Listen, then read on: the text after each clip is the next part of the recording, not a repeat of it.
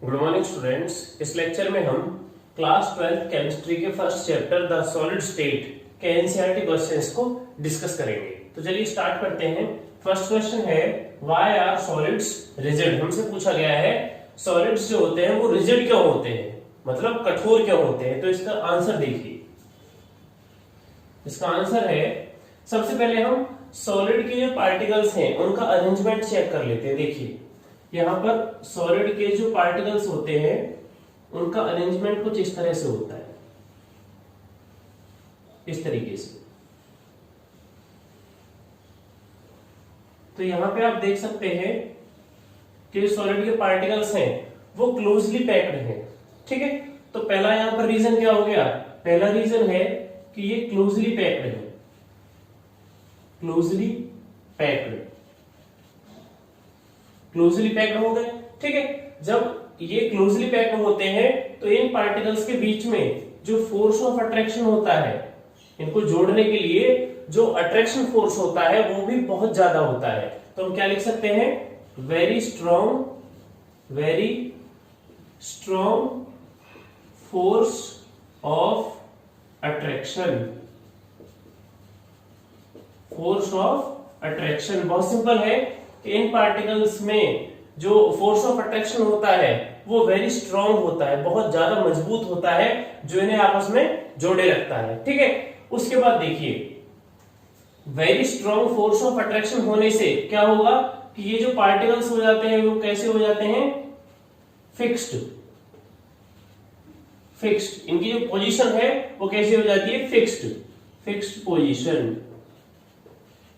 ये मेनली तीन रीजन हमारे पास हैं। सबसे पहले क्या है कि सॉलिड के जो पार्टिकल्स हैं वो क्लोजली पैक्ड होते हैं, ठीक है। और दूसरा क्या है हमारे पास, very strong force of attraction present between atoms, molecules and ions. जो भी हमारे पास पार्टिकल होते हैं, एटम रहे, आयन रहे या मॉलिक्यूल रहे, उनके बीच में very strong force of attraction होता है, ठीक है। और जब very strong force of attraction present रहेगा तो वहां पर वो पार्टिकल्स क्या रहेंगे, बिल्कुल फिक्स्ड पोजीशन में रहेंगे, ठीक है। वो केवल अपनी मीन पोजीशन के अबाउट ही ऑसिलेट कर सकते हैं। इसलिए इन फैक्टर्स को देखते हुए हम क्या कह सकते हैं, hence solids are rigid, hence solids are rigid. तो ये सॉलिड क्या होते हैं, कठोर होते हैं। कौन कौन से तीन रीजन हमने यहां पर चेक किए, क्लोजली पैक्ड, सेकंड है very strong force of attraction and third है फिक्स्ड पोजीशन, ठीक है। तो ये हमारे पास हो गया फर्स्ट क्वेश्चन जिसमें हमने चेक किया कि सॉलिड्स रिजिड क्यों होते हैं। सेकंड क्वेश्चन है why do solids have a definite volume. हमसे क्वेश्चन किया गया है कि जो सॉलिड्स होते हैं उनका वॉल्यूम डेफिनेट क्यों होता है, ठीक है। तो इसका आंसर चेक करते हैं। आंसर देखिए, अगर हम फर्स्ट क्वेश्चन की तरह बात करें तो सबसे पहले हम सॉलिड्स का अरेंजमेंट चेक कर लेते हैं। देखिए यहां पर हमारे पास सॉलिड्स के जो एटम हैं, मॉलिक्यूल्स हैं या आयंस हैं, उनका अरेंजमेंट कुछ इस तरह से होता है जो हम पहले क्वेश्चन में भी चेक कर चुके हैं, ठीक है। यहां पर हमारे पास सॉलिड्स के लिए जो अरेंजमेंट है वो परफेक्टली होता है, परफेक्टली और वेल पैक्ड, ठीक है। तो यहां पर पैकिंग कैसी होती है, क्लोजली पैकिंग, क्लोजली पैक्ड। जो सॉलिड्स होते हैं वो क्या होते हैं, क्लोजली पैक्ड होते हैं। और यहां पर क्या होता है, very strong force of attraction,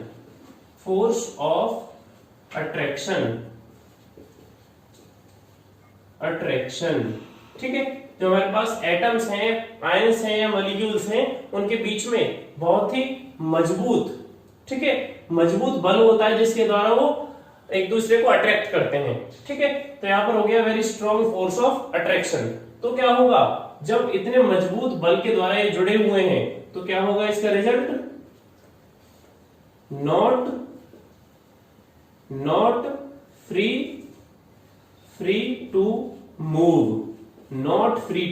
move. जब यहां पर atoms very strong force of attraction से आपस में जुड़े होंगे तो ये एटम्स क्या नहीं कर सकते, मूव नहीं कर सकते।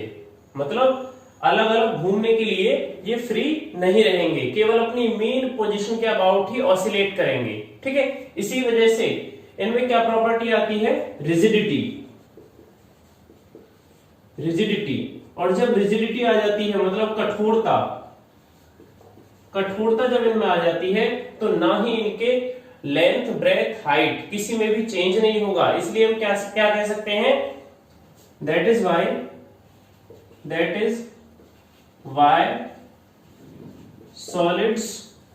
solids have a definite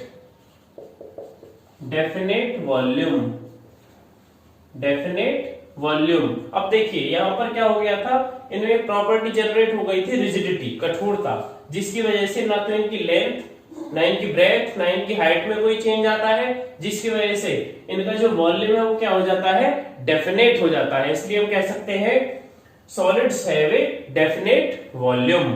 ठीक है, ये हमारे पास हो गया सेकंड क्वेश्चन। थर्ड क्वेश्चन है classify the following as amorphous और क्रिस्टलाइन सॉलिड्स। हमें यहाँ पर क्लासिफाई करना है अमॉर्फस सॉलिड्स को और क्रिस्टलाइन सॉलिड्स को। इसके लिए हमें कुछ एग्जांपल्स दिए हुए हैं, कुछ कंपाउंड्स दिए हुए हैं, polyurethane, naphthalene, benzoic acid, Teflon, potassium nitrate, cellphone, PVC, fibre glass and copper. In compounds में से हमें क्या करना है, क्लासिफाई अमॉर्फस और क्रिस्टलाइन सॉलिड्स। ठीक है, तो सबसे पहले इसमें आंसर चेक करते हैं। देखिए आंसर थर्ड, इसमें हम लिखेंगे सबसे पहले क्रिस्टलाइन सॉलिड्स, क्रिस्टलाइन सॉलिड्स। तो यहां पर हम चेक करना है कि क्रिस्टलाइन सॉलिड्स इन कंपाउंड्स में से कौन कौन से हैं। तो हम जानते हैं क्रिस्टलाइन सॉलिड्स की कंडीशन क्या है। सबसे पहली कंडीशन है इसकी कि यहाँ पर एटम्स, आयंस या मॉलिक्यूल जो भी प्रेजेंट हो, उनका जो ऑर्डर होता है वो वेल पैकिंग में होता है और लॉन्ग रेंज ऑर्डर होता है। ठीक है, इनकी जो ज्योमेट्री होती है वो डेफिनेट होती है, इनका वॉल्यूम भी डेफिनेट होता है। ठीक है, तो यहाँ पर चेक करते हैं। सबसे पहले देखिए हमारे पास पॉलीयूरिथेन एक प्लास्टिक मटेरियल है, लेकिन अगर हम नेप्थलीन की बात करें तो नेप्थलीन किस में आता है, क्रिस्टलाइन सॉलिड्स में, क्योंकि इसके जो पार्टिकल्स हैं, एटम्स हैं, वो वेल पैक्ड होते हैं और उनका जो अरेंजमेंट है वो वेल अरेंज होता है। ठीक है, यहाँ पर ये लॉन्ग रेंज ऑर्डर में पैक्ड होते हैं। तो यहाँ पर सबसे पहला हो जाएगा इसका नेप्थलीन। ठीक है, कॉमा, उसके बाद है बेंजोइक एसिड किस में आ जाएगा, क्रिस्टलाइन सॉलिड्स में। देखिए बेंजोइक एसिड। ठीक है, उसके बाद है टेफ्लॉन हमारे पास क्या है, एक पॉलीमर है, और पॉलीमर के जो पार्टिकल्स होते हैं वो क्या होते हैं, शॉर्ट रेंज ऑर्डर के होते हैं। ठीक है, इसलिए क्रिस्टलाइन में नहीं आएगा। उसके बाद है पोटेशियम नाइट्रेट क्या होता है, एक क्रिस्टल होता है, एक क्रिस्टल की फॉर्म में होता है, इसलिए किस में आ जाएगा, क्रिस्टलाइन सॉलिड्स में। तो यहां पर हम लिख देंगे इसके लिए पोटेशियम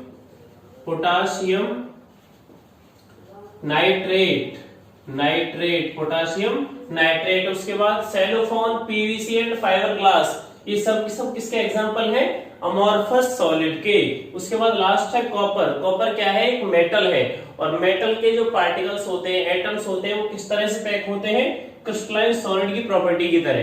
क्योंकि क्रिस्टलाइन सॉलिड की प्रॉपर्टी क्या है, well arrangement and long range order. जो एटम्स हैं उनका जो ऑर्डर रहेगा वो लॉन्ग रेंज में रहेगा। तो यहाँ पर एग्जांपल हो जाएगा इसके लिए कॉपर। ठीक है, तो ये हमने यहाँ पर चेक कर लिया है कि इन मटेरियल्स में से क्रिस्टलाइन सॉलिड्स कौन कौन से हैं। उसके बाद नेक्स्ट देखिए amorphous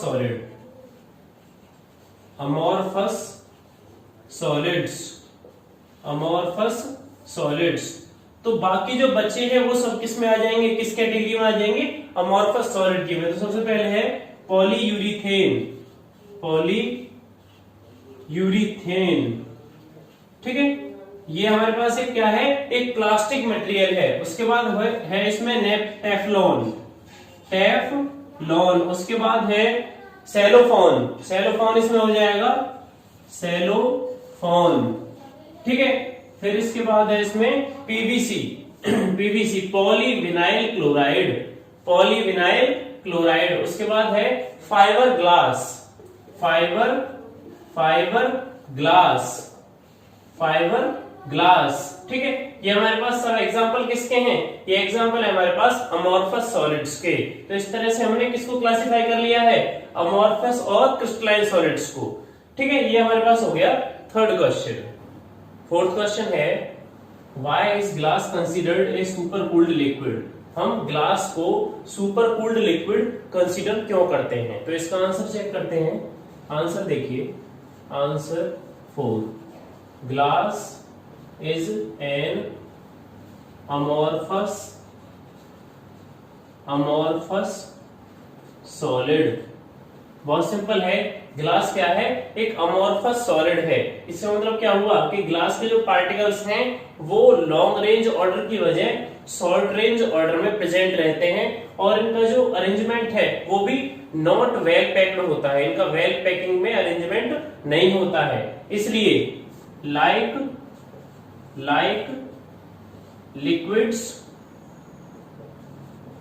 liquids it has a tendency to flow, though very slowly।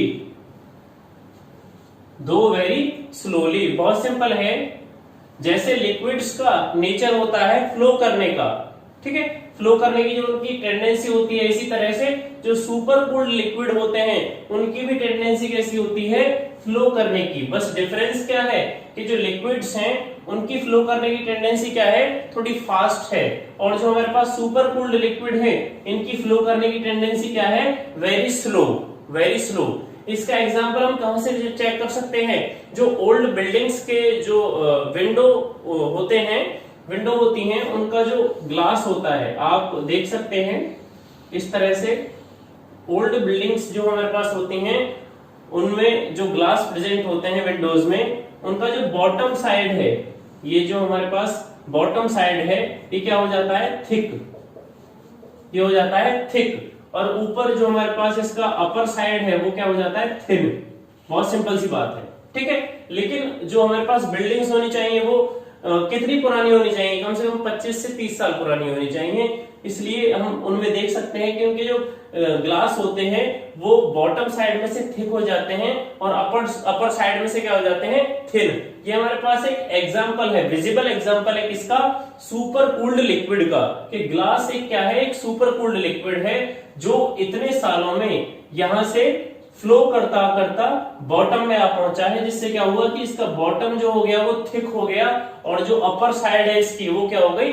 Thin हो गई। इसलिए हम क्या कह सकते हैं? Glass considered a super cold liquid.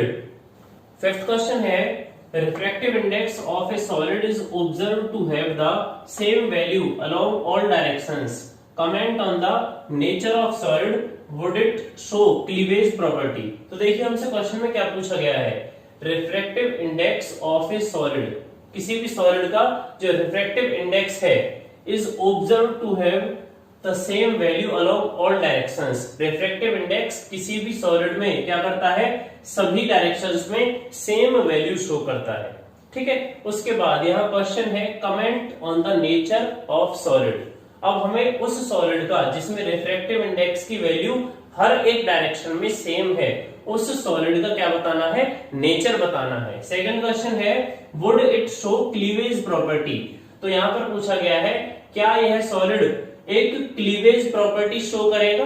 अगर प्रॉपर्टी शो करेगा तो किस तरह का क्लीवेज रहेगा, ठीक है। क्लीन क्लीवेज रहेगा या फिर इर्रेगुलर कट रहेगा? तो देखिए सबसे पहले हम इसका आंसर चेक करते हैं। आंसर फिफ्थ देखिए, रिफ्रैक्टिव इंडेक्स हमारे पास टू टाइप सॉलिड्स हमने पढ़े हैं। फर्स्ट है अमोर्फस और सेकंड है क्रिस्टलाइन। तो हमने यहां पर इनकी प्रॉपर्टीज एनसीईआरटी के अकॉर्डिंग क्या पढ़ी हैं? अमोर्फस के लिए अगर इस क्वेश्चन के अकॉर्डिंग चेक करें तो क्या लिख सकते हैं? आइसोट्रॉपिक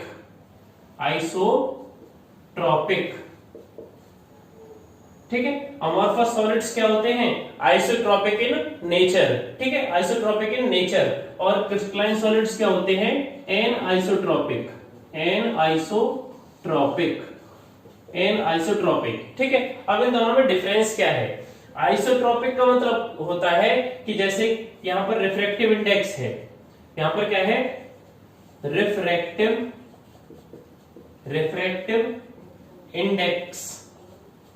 इंडेक्स, ठीक है। रिफ्रैक्टिव इंडेक्स हो या थर्मल एक्सपेंशन हो, इन सब जो हमारे पास फिजिकल प्रॉपर्टीज हैं, इन सब की वैल्यू जिस सॉलिड में सेम हो, सभी डायरेक्शंस में, ऑल डायरेक्शंस में, अगर रिफ्रैक्टिव इंडेक्स की वैल्यू, थर्मल एक्सपेंशन की जो वैल्यू है वो सब सेम हो, तो क्या कहलाएंगे उसे? आइसोट्रोपिक उसका नेचर हो जाएगा, ठीक है। और वो किस सॉलिड की कैटेगरी में आएगा?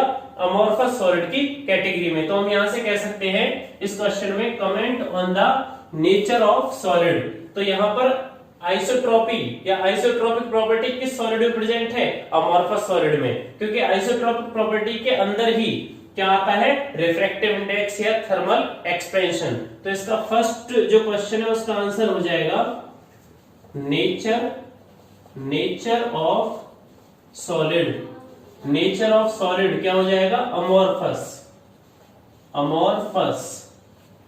अमॉर्फस, ठीक है। उसके बाद सेकंड क्वेश्चन है, would it show cleavage property, ठीक है। क्या ये क्लीवेज मतलब कट करने की प्रॉपर्टी शो करेगा? अगर करेगा तो किस तरह से कट होगा? क्लीन क्लीवेज होगा या फिर रफ क्लीवेज होगा या इरेगुलर क्लीवेज होगा? तो हम जानते हैं कि हमने अमॉर्फस सॉलिड की जो प्रॉपर्टीज में हमने क्या पढ़ा है, इसमें हमने पढ़ा है अमॉर्फस सॉलिड के लिए शॉर्ट रेंज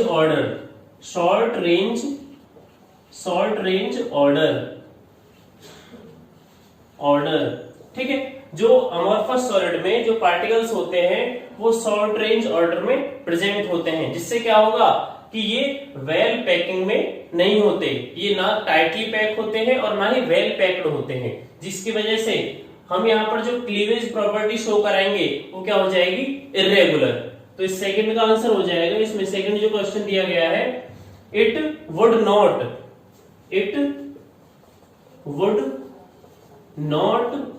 शो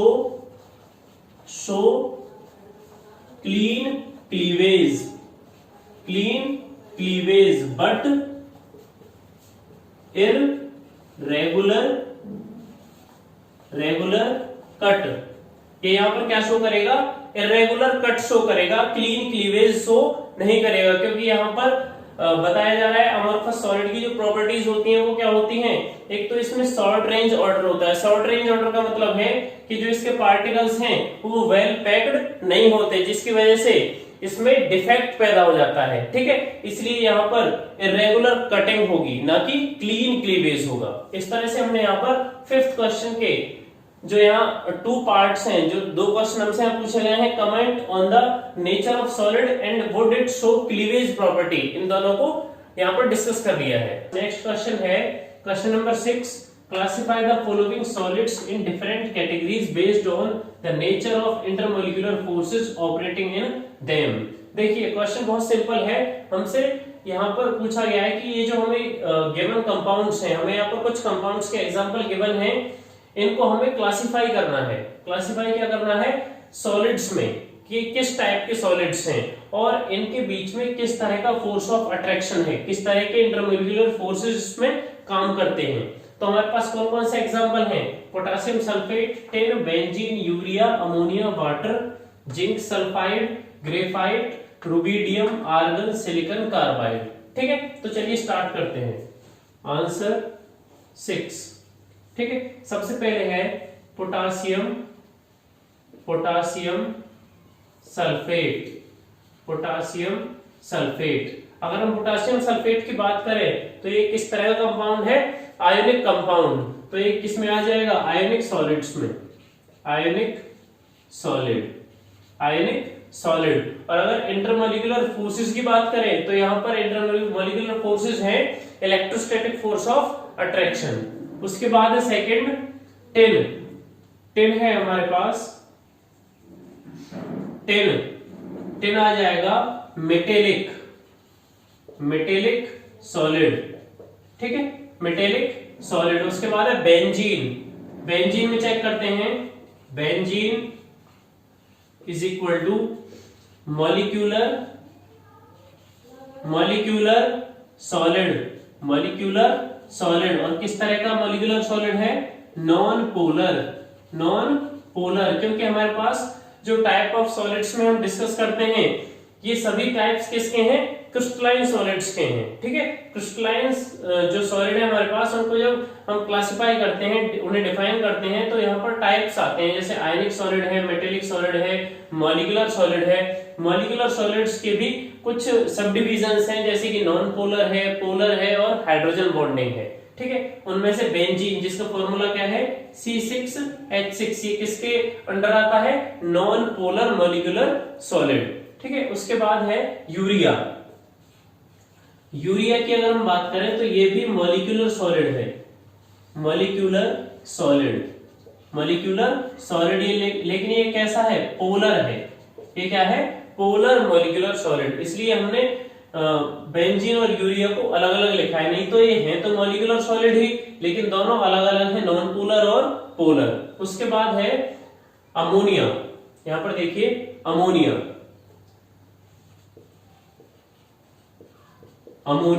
ठीक है। और साथ में H2O, वाटर। यहां पर वाटर भी है और अमोनिया है। दोनों ही क्या है आपके पास? ये मॉलिक्यूलर सॉलिड है, मॉलिक्यूलर सॉलिड। अब हमने यहाँ पर इन दोनों को इकट्ठा क्यों लिखा है? क्योंकि दोनों में ही सेम फोर्स ऑफ अट्रैक्शन होता है, हाइड्रोजन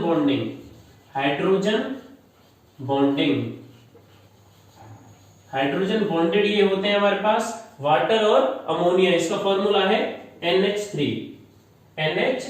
उसके बाद है जिंक सल्फाइड। अगर जिंक सल्फाइड की बात करें तो ये क्या है? आयोनिक सॉलिड, ठीक है। मैं बार बार आपको बता रहा हूं कि ये सब जो डिविजन्स हैं किसके हैं? क्रिस्टलाइन सॉलिड के। जब हम एनसीईआरटी में पढ़ते हैं इस चैप्टर में, तो टाइप्स ऑफ क्रिस्टलाइन सॉलिड्स उसमें जब पढ़ते हैं तो ये सभी आते हैं, आयनिक सॉलिड, मेटेलिक, मॉलिक्यूलर सॉलिड और कोवेलेंट सॉलिड, ये सब आते हैं। उसके बाद है हमारे पास ग्रेफाइट की अगर बात की जाए तो ये क्या है? Covalent solid. उसके बाद रुबिडियम, ठीक है। रुबिडियम हमारे पास क्या है? Metallic solid. तो हम यहां इसे लिख देंगे रुबिडियम और टिन, दोनों ही क्या है? मेटेलिक सॉलिड के एग्जांपल हैं। उसके बाद आर्गन है, ठीक है।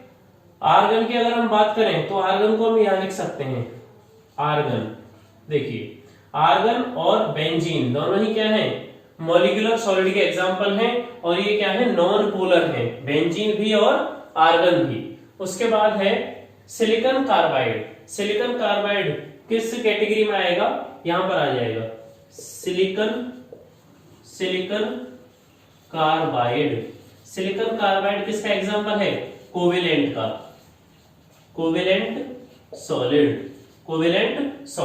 तो इस तरह से हमने हर एक कंपाउंड को यहाँ पर क्लासिफाई कर दिया है कि वो किस टाइप का सॉलिड है, उसमें किस टाइप के इंटरमॉलिक्यूलर फोर्सेस ऑपरेट करते हैं, किस तरह से काम करते हैं। तो हमारे पास देखिए, पोटेशियम सल्फेट हो गया आयनिक सॉलिड, रुबिडियम और टिन हो गए मेटेलिक सॉलिड। उसके बाद आर्गन एंड बेंजीन ये molecular solid non polar, and urea molecular solid polar.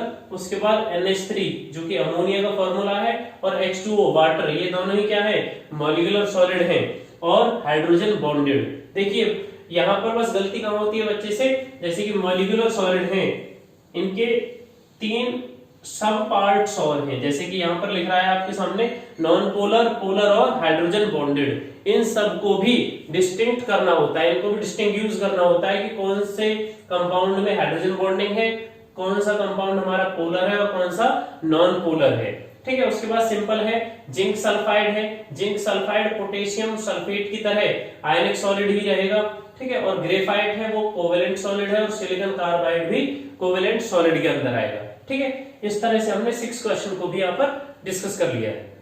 7th question है, a solid is very hard electrical insulator in solid as well as molten state and melt at extremely high temperature. What type of solid is it? हमसे question किया गया है कि हमें एक solid का type बताना है जिसकी कुछ प्रॉपर्टीज हमें गिवन है। फर्स्ट प्रॉपर्टी है कि वो सॉलिड क्या है, वेरी हार्ड, इलेक्ट्रिकल इंसुलेटर है सॉलिड स्टेट में भी और मोल्टन स्टेट में भी। मोल्टन और सॉलिड स्टेट में वो क्या है, इलेक्ट्रिकल इंसुलेटर, ठीक है। एंड मेल्ट, और वो मेल्ट होगा एक्सट्रीमली हाई टेम्परेचर पे, उसे मेल्ट होने के लिए बहुत ही ज्यादा टेम्परेचर चाहिए। तो हमें बताना है what type of solid is it, ठीक है। तो हम जब पढ़ते हैं टाइप ऑफ सॉलिड्स में, टाइप ऑफ क्रिस्टलाइन सॉलिड्स में, तो ये सभी प्रॉपर्टी केवल एक ही टाइप में मिलती हैं, एक ही टाइप के सॉलिड में मिलती हैं। वो है हमारे पास कोवेलेंट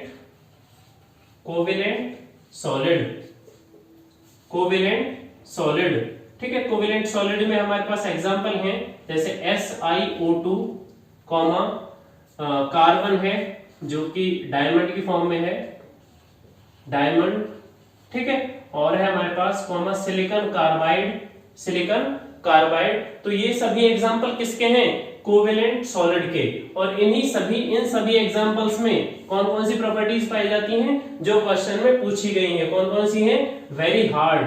ये सॉलिड्स जो कोवेलेंट सॉलिड्स हैं ये क्या होते हैं, वेरी हार्ड इलेक्ट्रिकल इंसुलेटर। इन्हें हम मोल्टन फॉर्म में रखें या सॉलिड स्टेट में रखें, एक किसकी तरह बिहेवियर करेंगे, एक इंसुलेटर की तरह बिहेवियर यहां पर शो करेंगे। उसके बाद है melt eight extremely high temperature, और ये जो कोवेलेंट कंपाउंड्स हैं या नेटवर्क सॉलिड हैं वो सभी क्या करेंगे, वेरी हाई टेम्परेचर पर मेल्ट होंगे, ठीक है। तो ये हमारे पास हो गया 7th क्वेश्चन। 8th क्वेश्चन है ionic solids conduct electricity in molten state but not in solid state, explain। Question पूछा है ionic solids molten state में इलेक्ट्रिसिटी कंडक्ट करते हैं लेकिन सॉलिड स्टेट में इलेक्ट्रिसिटी कंडक्ट नहीं करते हैं, तो इसको एक्सप्लेन हमें करना है, ठीक है। तो इसका आंसर चेक करते हैं। सबसे पहले से समझ लेते हैं एक एग्जांपल के थ्रू। हमारे पास एग्जांपल है NaCl, सोडियम क्लोराइड। तो ये सोडियम क्लोराइड किस फॉर्म में है, सॉलिड फॉर्म में, सॉलिड स्टेट, ठीक है। जब सोडियम क्लोराइड सॉलिड फॉर्म में प्रेजेंट होता है तब क्या होता है, इसके बीच में जो फोर्सेस वर्क करती हैं, ऑपरेट करती हैं, वो कौन सी हैं, strong electrostatic forces of attraction, strong electrostatic force of attraction यहां NaCl में ऑपरेट करती हैं, जिसकी वजह से ये किस फॉर्म में रहेगा, सॉलिड फॉर्म में, ठीक है। सॉलिड फॉर्म में जब ये रहेगा तो strong electrostatic force of attraction की वजह से ही ये क्या रहेगा, इलेक्ट्रिकल इंसुलेटर। क्या रहेगा ये, इलेक्ट्रिकल इंसुलेटर, ठीक है। तो हमें पता लग गया कि आयनिक सॉलिड जब सॉलिड स्टेट में प्रेजेंट होते हैं तो वो इलेक्ट्रिसिटी कंडक्ट क्यों नहीं करते, क्योंकि वहां पर वो आयंस में कन्वर्ट नहीं होते। उसका रीजन है strong electrostatic force of attraction between them, ठीक है। इनके बीच में कौन सी फोर्स काम करती है, strong electrostatic force of attraction. अब बात करते हैं मोल्टन स्टेट की। मोल्टन स्टेट में sodium chloride Na1 positive and Cl1 negative में प्रेजेंट होता है। ये क्या है, molten state of sodium chloride की जो मोल्टन स्टेट है वो Na positive and Cl negative, ये किस में कन्वर्ट हो गया है, आयंस में, ions of sodium and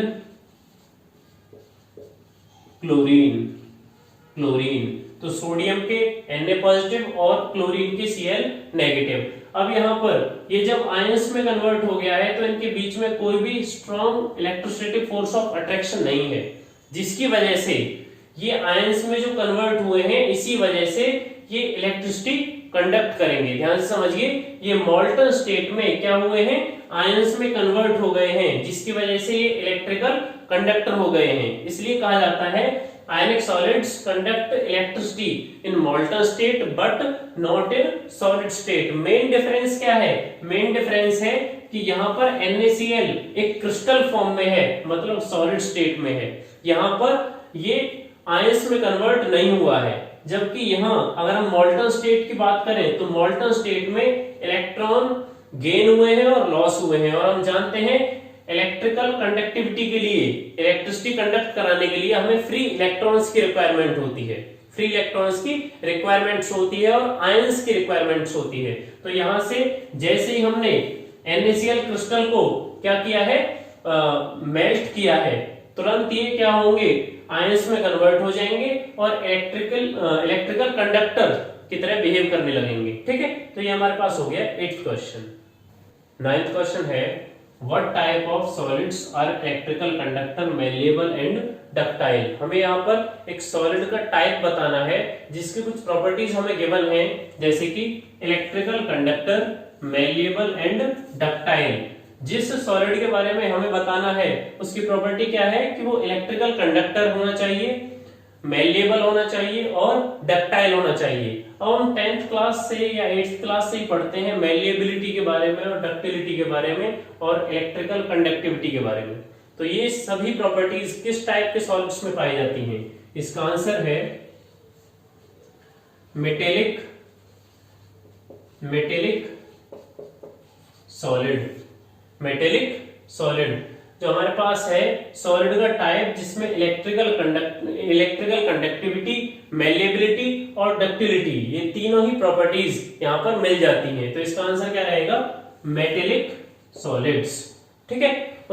10th question है give the significance of a lattice point. हम इस क्वेश्चन में पूछा गया है कि लैटिस पॉइंट का सिग्निफिकेंस क्या होता है। तो सबसे पहले लैटिस पॉइंट देख लेते हैं। देखिए हम यहाँ पर एक यूनिट सेल जनरेट करेंगे।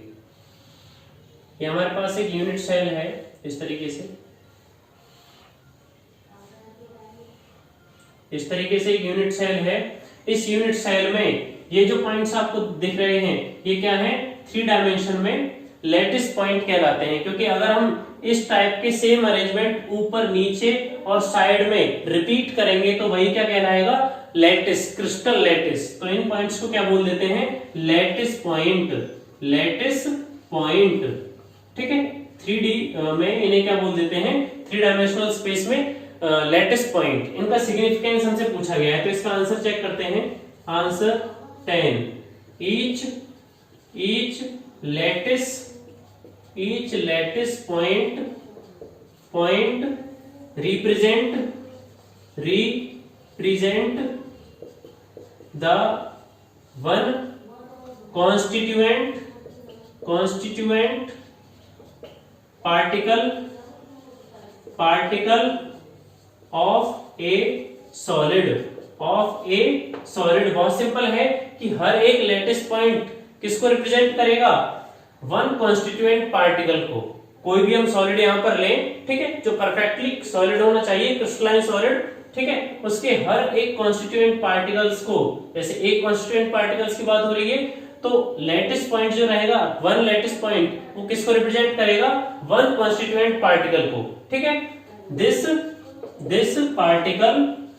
particle may be atom, ion और molecule, atom, ion और molecule। ये जो हमारे पास पार्टिकल है ये क्या? एटम, आयन और मॉलिक्यूल, इनमें से कोई भी हो सकता है। ठीक है, तो ये हमारे पास हो गया give the significance of a lattice point. 11th question है name the parameters that characterise a unit cell. हमें उन सभी पैरामीटर्स के नाम बताने हैं जो एक यूनिट सेल को कैरेक्टराइज करते हैं। ठीक है, तो इस क्वेश्चन का आंसर लिखने से पहले इसे एक डायग्राम के थ्रू समझ लेते हैं। देखिए हमारे पास है एक यूनिट सेल का डायग्राम, ये इस तरीके से एक यूनिट सेल का यहाँ पर डायग्राम हम बनाएंगे।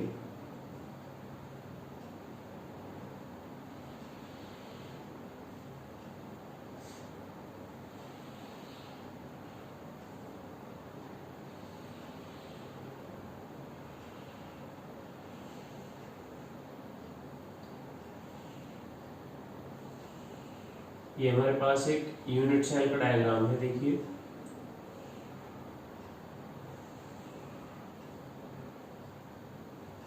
ठीक है, ये हमारे पास क्या हो गया, एक यूनिट सेल का डायग्राम। अब हम यहाँ पर कोई भी एक लेटेस्ट पॉइंट चूज कर लेते हैं कि इस यूनिट सेल में हमने ये जो लेटेस्ट पॉइंट है इसको चूज कर लिया है। अब हम यहाँ पर चेक करेंगे एज लेंथ को कि कितने नंबर ऑफ एज लेंथ यहाँ पर प्रेजेंट है, how many numbers of edge length. ठीक है, तो देखिए ये हमारे पास हो गई ए, ये बी और ये सी। ठीक है, और हम ध्यान दें तो हमारे पास 3 एज लेंथ हैं, ए बी एंड सी। ठीक है, तो 3 पैरामीटर्स तो यहां से हमें मिल गए। उसके बाद हम चेक करेंगे एंगल्स। ठीक है, तो एंगल्स देखते हैं। यहाँ पर एंगल्स है हमारे पास, सबसे पहले ये वाला एंगल है, इसे बोलते हैं अल्फा। ठीक है, जो बी और सी के बीच में है। उसके बाद है ए और सी के बीच में बीटा, ए और सी के बीच में कौन है, बीटा। और उसके बाद बी एंड ए या ए और बी के बीच में कौन है, गामा। ठीक है, तो हमारे पास क्या है, 3 एज लेंथ है और 3 बॉन्ड एंगल्स हैं। ठीक है, तो यहां पर देखिए अब हम लिखेंगे पैरामीटर्स के नाम। किस तरह से लिखेंगे, a unit cell is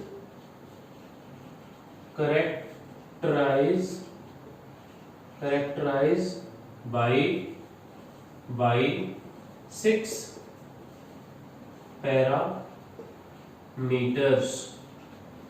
parameters.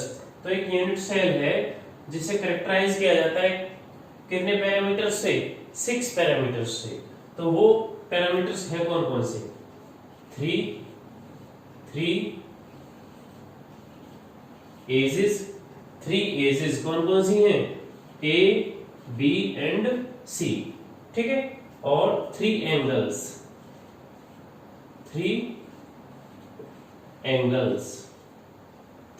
कौन से हैं, अल्फा बीटा एंड गामा। ये ध्यान रखिएगा कि ये जो ए बी सी हमारे पास एज लेंथ है, ये एक दूसरे के परपेंडिकुलर हो भी सकती हैं और नहीं भी हो सकती। तो इस तरीके से हमने यहाँ पर चेक कर लिया है कि कितने नंबर ऑफ पैरामीटर्स हैं जो एक यूनिट सेल को कैरेक्टराइज करते हैं।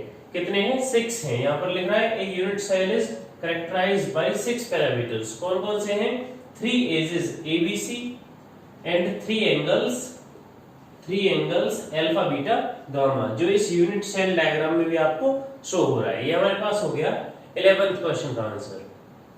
12th क्वेश्चन है distinguish between hexagonal and monoclinic unit cell and face centered and end centered unit cell। हमें यहाँ पर इन दोनों पॉइंट्स में क्या करना है, डिस्टिंक्शन करना है।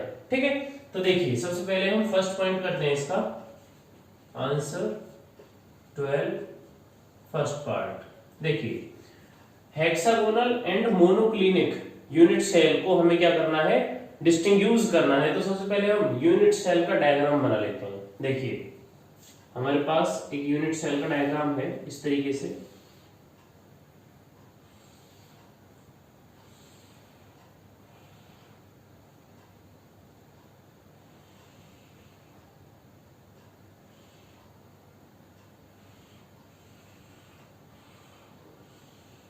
ये हमारे पास एक यूनिट सेल का डायग्राम है।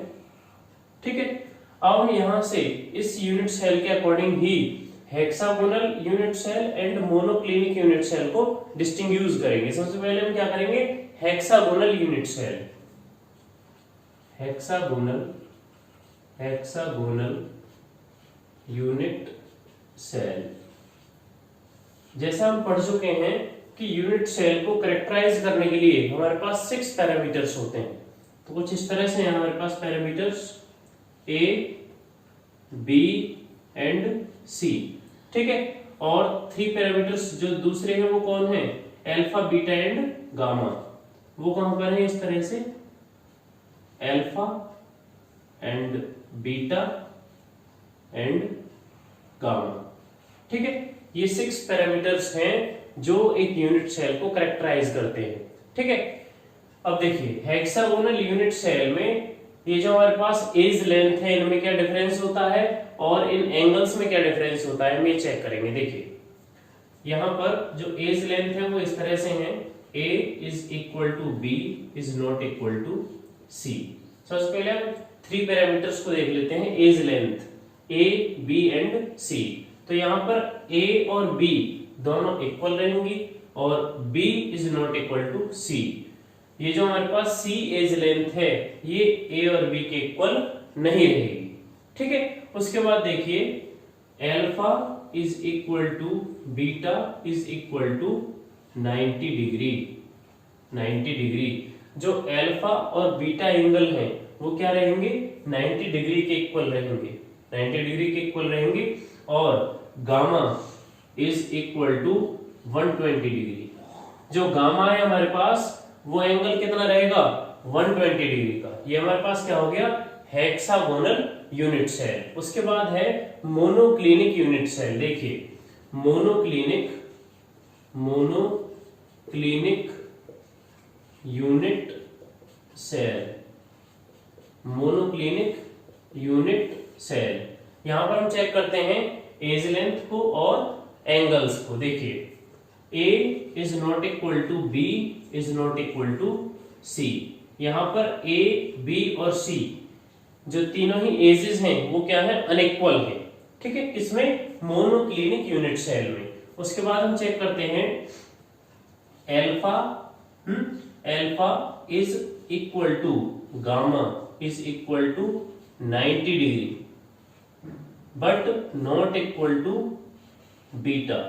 जो हमारे पास अल्फा और गामा है, अल्फा और गामा ये एंगल्स किसके इक्वल हैं 90 डिग्री के, लेकिन जो बीटा एंगल है वो 90 डिग्री के इक्वल नहीं है।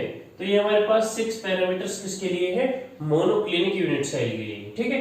ये हमारे पास हो गया इस क्वेश्चन का फर्स्ट पार्ट। अब हम इसका सेकंड पार्ट डिस्कस करेंगे। इसका सेकंड पार्ट है face centred and end centred unit cell. अब हमें फेस सेंटर्ड और एंड सेंटर्ड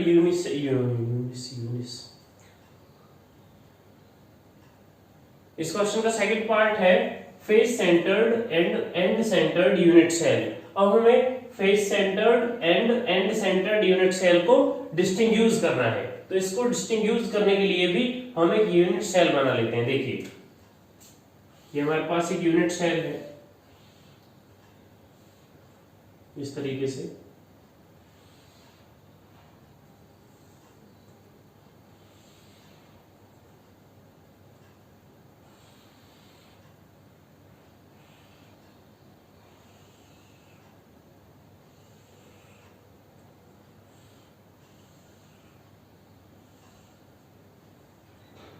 ये हमारे पास एक यूनिट सेल हो गई, ठीक है। इस यूनिट सेल के अकॉर्डिंग ही हम फेस सेंटर्ड और एंड सेंटर्ड को डिस्टिंग्विश करेंगे। देखिए सबसे पहले है फेस सेंटर्ड। फेस सेंटर्ड का मीनिंग क्या होता है इसको हम डिफाइन बाद में करेंगे, पहले से डायग्राम के थ्रू समझ लेते हैं। फेस सेंटर्ड जो यूनिट सेल है ये किस में आती है नॉन प्रिमिटिव यूनिट सेल्स में, ठीक है। Non primitive unit cells. Non primitive की कंडीशन क्या होती है नॉन प्रिमिटिव की कंडीशन होती है कि जो एटम आयन या मॉलिक्यूल जो पार्टिकल्स हैं वो कॉर्नर्स पे तो प्रेजेंट होते ही हैं। ये जो हमारे पास 8 कॉर्नर्स हैं इन पर तो प्रेजेंट रहेंगे परमानेंटली, ठीक है। लेकिन फेस सेंटर्ड के अकॉर्डिंग हर एक फेस के सेंटर में भी प्रेजेंट रहेंगे। अब अगर हम यूनिट सेल की बात करें तो यहाँ पर 6 फेसेस हैं। देखिए 1 2 3 4 5 और एक पीछे वाला 6, ठीक है। तो इनके सेंटर्स पे हम क्या कर देते हैं एटम प्लेस करते हैं या मॉलिक्यूल आयंस, ठीक है, या पार्टिकल्स जो भी हम कहना चाहें उनको प्लेस करते हैं यहाँ पर। तो देखिए ये हमारे पास फर्स्ट फेस सेंटर हो गया जहां पर हमने पार्टिकल को प्रेजेंट कर दिया है। उसके बाद है सेकंड फेस जिसका सेंटर है, उसके बाद है थर्ड फोर्थ, ठीक है। एक पीछे की तरफ और एक दूसरी तरफ, एक तो इस तरफ रहेगा फेस एक पीछे की तरफ रहेगा। तो इसका सेंटर हो गया कहीं यहां पर और इसका सेंटर हो गया पीछे वाले का कहीं यहां पर, ठीक है। तो ये देखिए 1 2 3 4 5 6। ठीक है, तो यहाँ पर फेसेस पर, फेस के सेंटर पर यहाँ पार्टिकल प्रेजेंट रहेंगे और कॉर्नर्स पे प्रेजेंट रहेंगे। ठीक है, ये तो हो गया हमारा डायग्रामेटिकल पॉइंट ऑफ व्यू। अगर हम इसे डिफाइन करें तो कैसे करेंगे, देखिए हमारे पास है आंसर 12, इसका second part, face centred unit cell, face centred unit cell. तो देखिए इसको डिफाइन करते हैं, when the particles are present not only at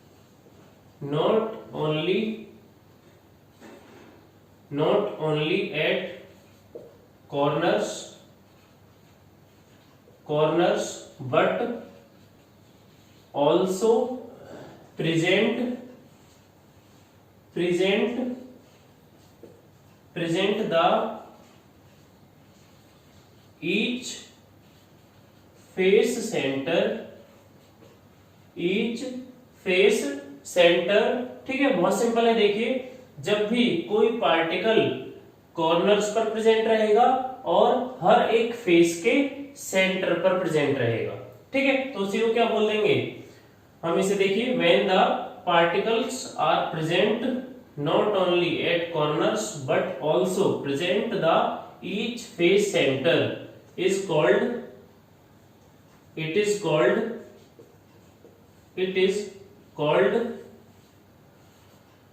FCC unit cell.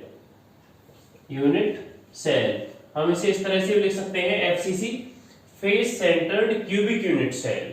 ठीक है, तो यहां से हमने फर्स्ट को कंप्लीट कर लिया है, फेस सेंटर्ड यूनिट सेल। उसके बाद देखिए end centred unit cell. End centred unit cell भी नॉन प्रिमिटिव के अंदर ही आती है, नॉन प्रिमिटिव का ही ये एक टाइप है। तो एंड सेंटर्ड को हम किस तरह से डिफाइन करेंगे, यहां पर देखिए एंड सेंटर्ड की कंडीशन क्या है। एंड सेंटर्ड की कंडीशन है कि कॉर्नर्स पे तो एटम, मॉलिक्यूल्स या आयन या पार्टिकल्स प्रेजेंट रहेंगे, कॉर्नर्स पे तो परमानेंटली वो प्रेजेंट रहेंगे, लेकिन एंड सेंटर्ड का यहां मीनिंग हो जाता है किन्हीं दो अपोजिट फेसेस पे, टू अपोजिट फेसेस पे यहां पर एटम प्रेजेंट रहेंगे, टू अपोजिट फेसेस के सेंटर पे। जैसे मैं यहां पर एक फेस यहां इसे कंसीडर कर लेता हूं फेस सेंटर, और एक फेस सेंटर इसे कंसीडर कर लेता हूं, ये एक दूसरे के क्या है, अपोजिट है। ठीक है, एक दूसरे के क्या, अपोजिट है। ये हमारे पास किसकी कंडीशन है, एंड सेंटर्ड यूनिट सेल की। तो इसको डिफाइन करते हैं, देखिए एंड सेंटर्ड यूनिट सेल। ठीक है, बहुत सिंपल हो जाएगा, when the particles are present not only at corners but also present at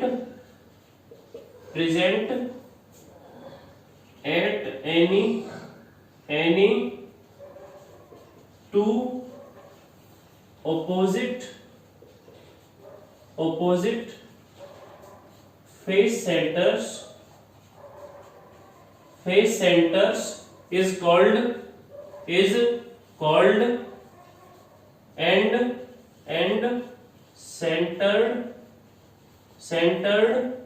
end centered unit cell। तो बहुत सिंपल हो गया। देखिए when the particles are present not only at corners but also present at any two opposite face centers is called end centered unit cell। तो यहाँ पर बहुत simple है कि पार्टिकल्स कॉर्नर पर तो प्रेजेंट रहेंगे ही, लेकिन किन्हीं दो अपोजिट फेस सेंटर्स पर भी प्रेजेंट रहेंगे, उसे हम क्या बोलेंगे, एंड सेंटर्ड यूनिट सेल। तो इस तरह से हमने इसके सेकंड पार्ट को भी कंप्लीट कर लिया है। 13th क्वेश्चन है, explain how much portion of an atom at corner and body centre of unit cell is part of its neighbouring unit cell. बहुत सिंपल है क्वेश्चन, हमसे पूछा गया है कि अगर कोई भी एटम कॉर्नर पे प्रेजेंट होता है या बॉडी सेंटर पे प्रेजेंट होता है, ठीक है, तो उसका कितना पोर्शन उस यूनिट सेल में प्रेजेंट होता है और कितना पोर्शन नाइबरिंग के साथ वो शेयर करता है।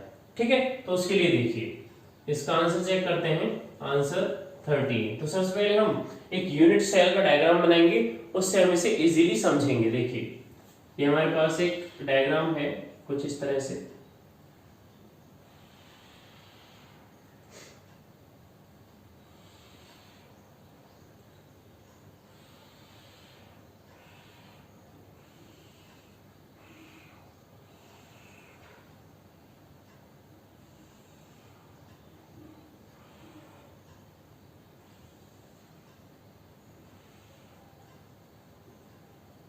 ये हमारे पास एक डायग्राम है किसके लिए, यूनिट सेल के लिए। ठीक है, अगर हम इस यूनिट सेल के किसी भी कॉर्नर पे एक एटम, आयन, मॉलिक्यूल, कोई भी पार्टिकल प्रेजेंट कर देते हैं, ठीक है, तो उसका कितना पोर्शन इस यूनिट सेल में रहेगा और कितना पोर्शन वो अदर यूनिट सेल्स के साथ, जो उसकी नेबरिंग यूनिट सेल्स हैं, उनके साथ शेयर करेगा। तो देखिए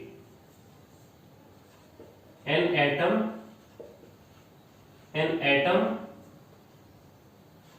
present at corner is shared by 8 unit cells।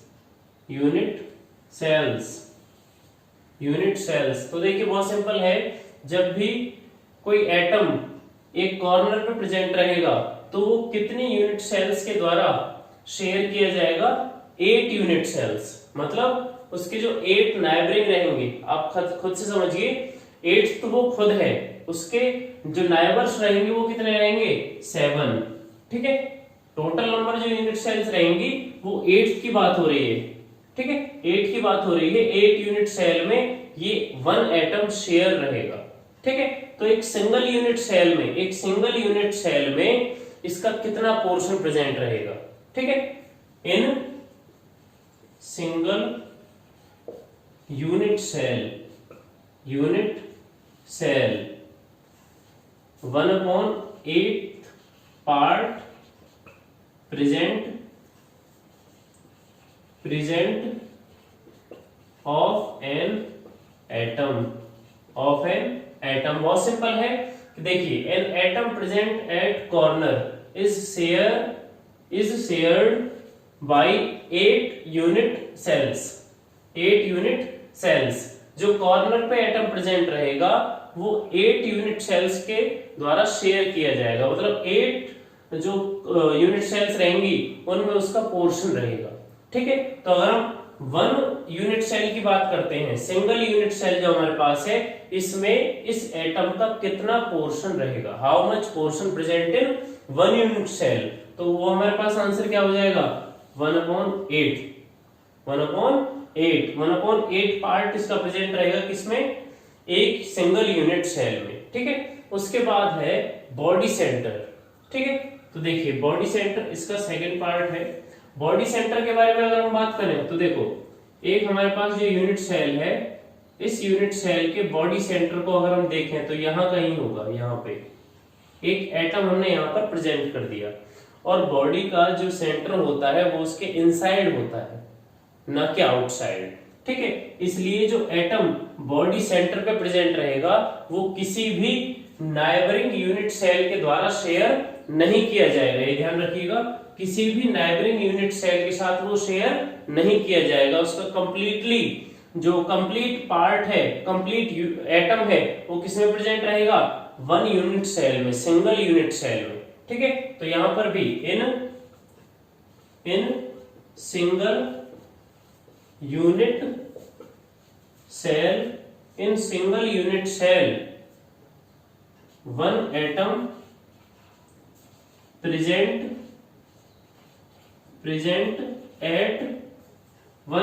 present at body center centre. बहुत सिंपल है कि अगर हम बॉडी सेंटर की बात करते हैं तो टोटल जो एटम रहेगा हमारे पास उसका कोई भी पोर्शन उस एटम से, उस यूनिट सेल से बाहर नहीं है, उस यूनिट सेल के सेंटर में वो प्रेजेंट है। तो और सेंटर कहाँ होता है? इनसाइड में, ठीक है, यूनिट सेल के इनसाइड में, बिल्कुल सेंटर में, बीचों बीच, ठीक है। तो वो एटम टोटली कहाँ पर प्रेजेंट रहेगा? उसी सिंगल यूनिट सेल में।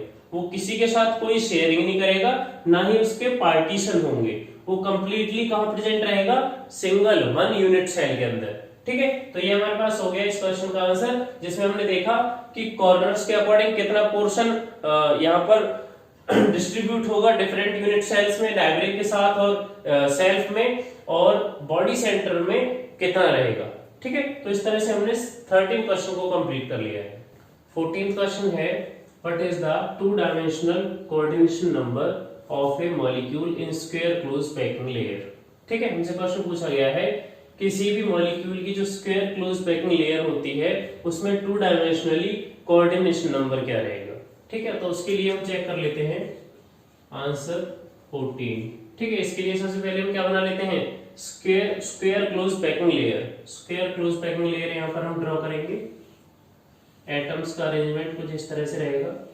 अगर हम इसे यहां पर लीव कर देते हैं तो ये क्या है? One dimensional. ठीक है, अब ये यहाँ पर जब सेकंड लेयर हमने प्लेस की है बिल्कुल सेम मैनर में, तो ये हमारे पास क्या हो गया? Two dimensional. ठीक है, लेकिन अगर हमें कोऑर्डिनेशन नंबर डिफाइन करना है, यहाँ पर फाइंड करना है इस लेयर में, तो हमें एक और लेयर यहाँ पर प्लेस करनी पड़ेगी, मतलब थर्ड लेयर। थर्ड लेयर के आने से ये 3D नहीं बनेगा, ये 2D ही रहेगा, टू डायमेंशनल ही रहेगा इस तरीके से। ठीक है, तो यहाँ पर चेक कीजिए कि स्क्वायर क्लोज पैकिंग लेयर में कोऑर्डिनेशन नंबर क्या होता है। कोऑर्डिनेशन नंबर यहाँ पर डेफिनेशन नहीं पूछी है, लेकिन बता देते हैं कि कोऑर्डिनेशन नंबर होता क्या है। कोऑर्डिनेशन नंबर होता है किसी भी सिंगल एटम के जितने भी डायरेक्टली अटैच एटम्स होते हैं, मतलब नाइबरिंग एटम्स जो होते हैं, उन्हीं को क्या बोलते हैं? Coordination number. ठीक है, तो यहाँ पर देखिए हमने एक सेंटर एटम को यहाँ पर चूज कर लिया है। इससे डायरेक्टली अटैच कौन कौन है? एक ये एटम है, एक ये है, एक ये वाला एटम है और एक ये एटम। तो यहाँ पर 4 एटम्स हैं जो इस सेंटर एटम से डायरेक्टली अटैच हैं। तो देखिए जिस तरह से हमने कर देंगे, ये 4 एटम्स हो गए जो यहाँ पर अटैच हैं। तो इस क्वेश्चन के लिए आंसर हो जाएगा two dimensional coordination number is 4। Then answer is coordination number is 4। ठीक है, तो इसका आंसर हो जाएगा 4। 15th क्वेश्चन है, ए compound forms hexagonal close packed structure. एक कंपाउंड क्या करता है? HCP स्ट्रक्चर यहाँ पर फॉर्म करता है। ठीक है, यहाँ पर क्वेश्चन है what is the total number of voids in 0.5 mole of it. ठीक है, तो 0.5 मोल में कितने नंबर ऑफ वॉइड्स यहाँ पर प्रेजेंट होंगे। And second question, how many of these tetrahedral voids, और हमें बताना है कि टेट्राहेड्रल वॉइड्स कितने रहेंगे।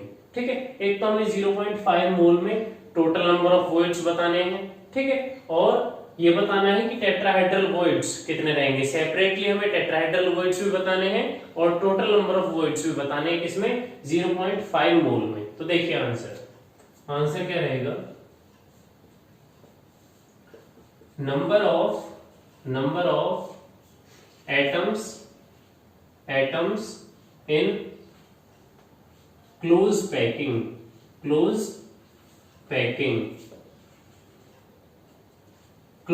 कौन सी है हमारे पास? Hexagonal close packing. ठीक है, तो हेक्सागोनल क्लोज पैकिंग में हमारे पास कितने नंबर ऑफ एटम्स रहेंगे और हमें कितने मोल्स दे रखे हैं? 0.5 मोल। तो यहां पर हो जाएगा 0.5 into 6.022 into 10 to the power 23। ठीक है, एवोगैड्रो नंबर से यहाँ पर मोल में मल्टीप्लाई हो जाएगी, जिससे क्या आ जाएगा? 3.011 into 10 to the power 23 atoms. ठीक है, ये हमारे पास हो गए एटम्स। किसके लिए? Number of atoms in close packing. जो क्लोज पैकिंग है हमारे पास, हेक्सागोनल क्लोज पैक्ड स्ट्रक्चर है, उसके 0.5 मोल में कितने नंबर ऑफ एटम्स हो गए? Half of Avogadro number, 3.011 into 10 to the power 23 atoms. ठीक है, उसके बाद हम चेक करते हैं, क्योंकि हम जानते हैं कि किसी भी क्लोज पैकिंग स्ट्रक्चर में वॉइड्स कौन कौन से होते हैं, टेट्राहेड्रल वॉइड्स और ऑक्टाहेड्रल वॉइड्स। तो सबसे पहले हम चेक करते हैं कौन से, ऑक्टाहेड्रल वॉइड्स। तो देखिए number of octahedral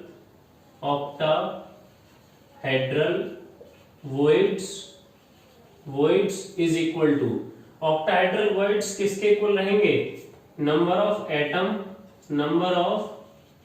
atoms in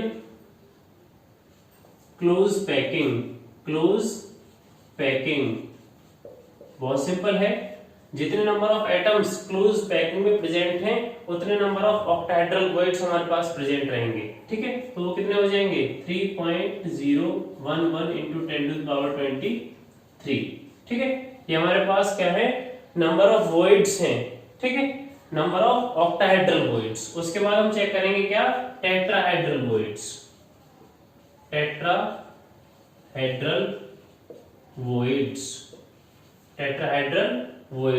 अब देखिए टेट्राहेड्रल वॉइड्स क्या रहेंगे, tetrahedral voids is equal to 2 into octahedral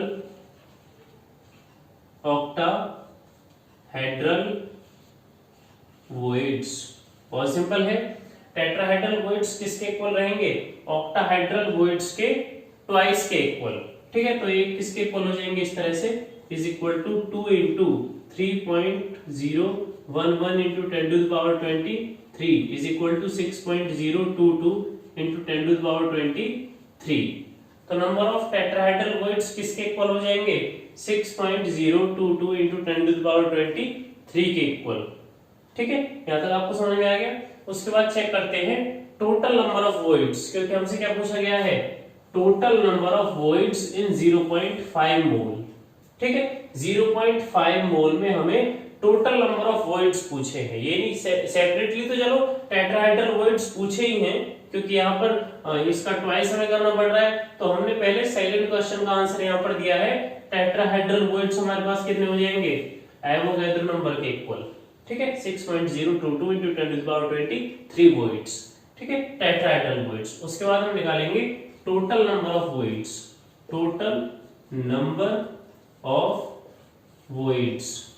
अब टोटल नंबर ऑफ वॉइड्स का मीनिंग क्या हो गया, टेट्राहेड्रल वॉइड्स भी और ऑक्टाहेड्रल वॉइड्स। क्योंकि मैंने आपको बताया कि हेक्सागोनल क्लोज पैक्ड स्ट्रक्चर में जो वॉइड्स प्रेजेंट होते हैं वो टेट्राहेड्रल भी हैं और ऑक्टाहेड्रल भी हैं। तो यहाँ पर देखिए ऑक्टाहेड्रल वॉइड्स कितने हैं हमारे पास, 3.011 into 10 to the power 23, और यहाँ पर है tetrahedral 6.022 into 10 to the power 23।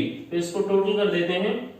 सबसे पहले octahedral 3.011 into 10 to the power 23 plus 6.022 into 10 to the power 23 is equal to 9.033 into 10 to the power 23 voids. ठीक है, तो हमने यहां से फर्स्ट क्वेश्चन का आंसर भी दे दिया है कि टोटल नंबर ऑफ वॉइड्स कितने होंगे हमारे पास, 9.033 into 10 to the power 23 voids, जो कि कौन कौन से रहेंगे, ऑक्टाहेड्रल वॉइड्स भी रहेंगे और टेट्राहेड्रल वॉइड्स भी रहेंगे। ठीक है, तो इस तरह से हमने यहाँ पर इन दोनों क्वेश्चंस का आंसर चेक कर लिया है। आई होप कि आपको ये 15 क्वेश्चन समझ में आए होंगे। अगर हमें कोई डाउट है तो आप कमेंट सेक्शन में पूछ सकते हैं।